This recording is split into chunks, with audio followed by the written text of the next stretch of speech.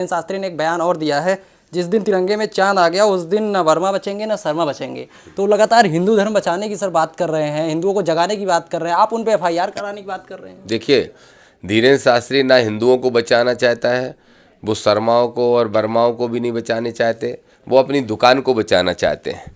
वो सांप्रदायिकता फैलाना चाहते हैं, सत्ताधारी दल के इशारे पे इस देश के अंदर हिंदू मुस्लिम कराना चाहते हैं, इसलिए वो ऐसी बयान दे रहे हैं। मैं भी धीरेन्द्र शास्त्री को आपके माध्यम से कहूँगा कि तिरंगे के अंदर चांद तो कभी नहीं आएगा, ये दावे से दामोदर यादव, दामोदर मंडल कह रहा है। लेकिन तुम जो प्रयास कर रहे हो कि तिरंगे के अंदर स्वास्तिक आ जाए, जिसको हम सातिया कहते हैं, वो भी कभी नहीं आएगा।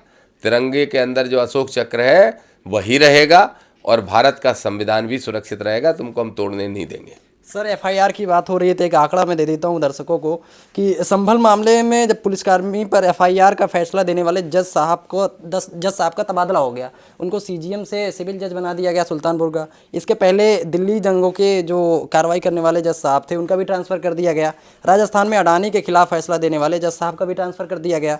अब सोचिए, इतने सिस्टम में जब इतना दबाव है फिर भी आप जैसे लोग बोल रहे हैं जज साहब सही फैसला दे रहे हैं, क्या आप लोगों को डर नहीं लग रहा सर? देखिए, हमें डर इसलिए नहीं लग रहा क्योंकि संविधान की ताकत हमारे साथ है। हम ये जानते हैं, बाबा साहब ने कहा था कि देखो भाइयों, हमने संविधान में सब कुछ लिख दिया तुम्हारे हक में, लेकिन ये बहुत ज़रूरी है कि संविधान कैसे लोगों के हाथ में है। तो अभी संविधान गलत लोगों के हाथ में है, तो हमारा प्रयास यही है, हम अपने लोगों को यही जगाने का काम कर रहे हैं कि गलत लोगों के हाथ से संविधान छीन के ठीक लोगों के हाथ में दिया जाए।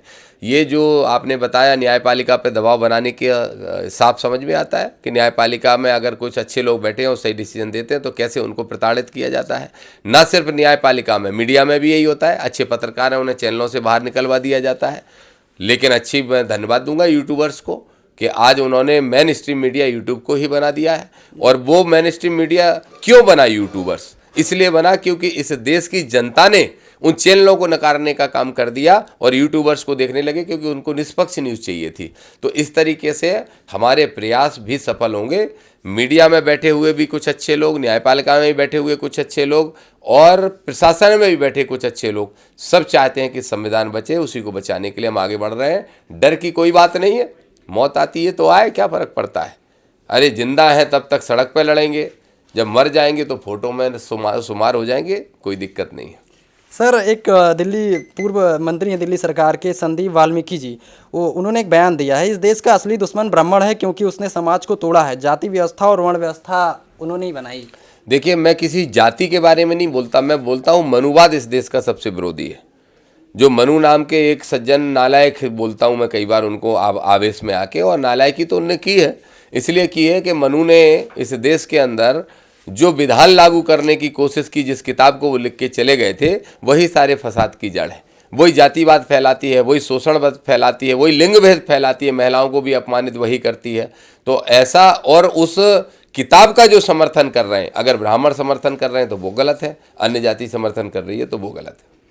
जिस तरीके से, लेकिन मनु व्यवस्था पर अभी भी कई बाबा हैं जो लगातार खुलकर बोलते हैं और उसका सपोर्ट करते हैं, बल्कि संविधान को नहीं मानते हैं, और सवर्ण समाज की महिलाएं भी उसका विरोध नहीं करती हैं।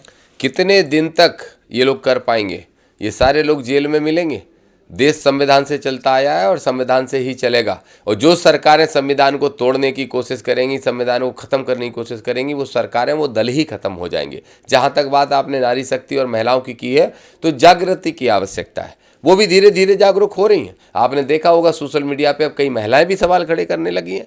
पहले तो महिलाएँ आँख बंद करके जाती थी कि हमारे बेटे की नौकरी लग जाए, धीरेन्द्र शास्त्री के यहाँ पहुँच जाती थी, हमें बहू अच्छी मिल जाए, इसके लिए धीरेन्द्र शास्त्री के यहाँ पहुँच जाती थी। लेकिन अब वो समझ गई हैं कि जो खुद बीमार होने पर डॉक्टरों से इलाज कराता है, वो किसी की बीमारी क्या दूर करेगा। धीरे धीरे महिलाएं भी जाग रही हैं। और आपके माध्यम से कहूँगा हमारे देश की नारी शक्ति को कि अगर ये धर्म के ठेकेदार और जिन किताबों के आधार पर चल रहे हैं, जिस मनु स्मृति की वकालत करते हैं, उस मनु स्मृति में सबसे ज़्यादा अपमानजनक किसी के लिए लिखा है तो महिलाओं के लिए लिखा है। 2M दर्जे का बनाने का प्रयास किया गया है। लेकिन महिलाओं को हम सम्मान देते हैं, हम आगे रखेंगे और हमारी सरकारें बनेंगी, उनको और अधिकार देने का काम करेंगे।